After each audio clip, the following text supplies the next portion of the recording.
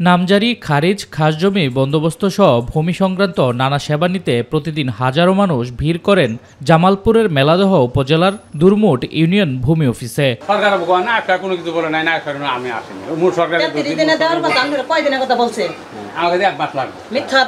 তবে সেবার মান নিয়ে রয়েছে বিস্তর অভিযোগ। সেবা গ্রহীতাদের অভিযোগ, অতিরিক্ত টাকা ছাড়া কোনো সেবাই মেলে না এখানে।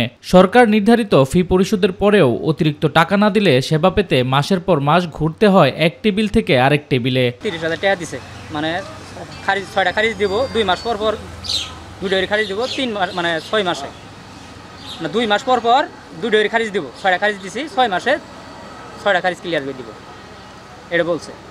এন খারিজও নাই, টেহাও নাই। অনলাইনে কাগজপাতি করে দিছি 6টা দলিল, আমার খারিজ কাটি দিব কইছে যে 6 মাসের মধ্যে খারিজের কাগজ যাব। 6 মাস ছাড়ি 18টা মাস হয়ে যাইতেছে। এই যে পাক পাত্তা আছে খালি করলে 1 সপ্তাহ, এই আরেক সপ্তাহ এবার করি করে আঙ্গুরে এই 16 মাস ধরে ঘুরাইতেছে। রিটার্ন যায় বলে যে নাই সিএস, নাই পসরা, নাই কোনো কিছু, তাহলে নাই এই অফিস দিছে কিসের জন্য সরকার? সবার জন্য তো সহযোগিতা যাও, মানুষ আসবো পাবো, এটাই তো আশা করা। কিন্তু এখানে আসলেই অফিসারের না করে। আমার আজকে কত দিন ধরে মানে ঘুরে গেছে, আজকে 16 মাস ধরে দিয়ে গেছি, খারিজে কাগজ দেয় না, টেহাও দেয় না, হ্যাঁ খারিজও নেই। এসব অভিযোগ অস্বীকার করেছেন সংশ্লিষ্ট ভূমি অফিসের কর্মকর্তা আলাল উদ্দিন। খারিজের ফিস, নির্ধারিত ফিস অনলাইনে আবেদন করে ওখান থেকে নেয়।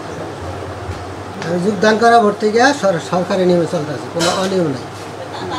আর এখানে কেসলেস অফিস, এখানে একটা নেলদান নিষিদ্ধ।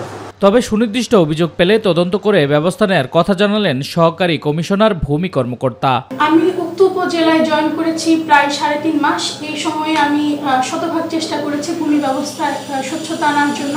তারপরে যদি কোনো ধরনের অনাকাঙ্ক্ষিত ঘটনা ঘটে, সেক্ষেত্রে কারো অভিযোগের প্রেক্ষিতে অবশ্যই আমরা ব্যবস্থা গ্রহণ করব এবং আমাদের ঊর্ধ্বতন কর্মকর্তাকে এই বিষয়ে জানানো হবে।